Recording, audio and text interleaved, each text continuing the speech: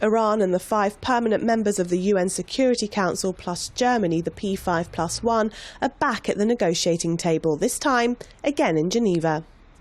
The two-day talks that started Thursday have been extended as the two sides try to build on the historic deal made last month that will see Iran scale back on some of its nuclear program in return for the removal of some sanctions. These expert-level talks will work on the practical steps needed to put that into practice.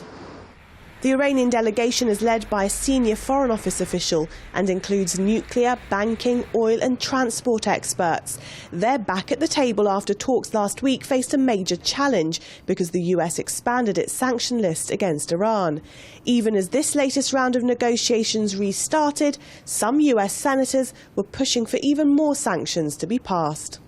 You still have a certain number of delegates and representatives and members of parliament who are hardliners and who want to continue the war fighting to the end, while you have people at the other end of the political spectrum who say, well, we don't want to use force, it's unethical. So I don't think that this should be overemphasized at the moment. The hardline voice in Washington is echoed in Israel. So far we have seen a very clear position from Israel. I'm not sure that Israel is really interested in those talks taking place to begin with. I don't think that this has derailed the process. And, you know, it's P5+1, it's not P5+2. For now, both sides have shown the political will to carry on working through the issues.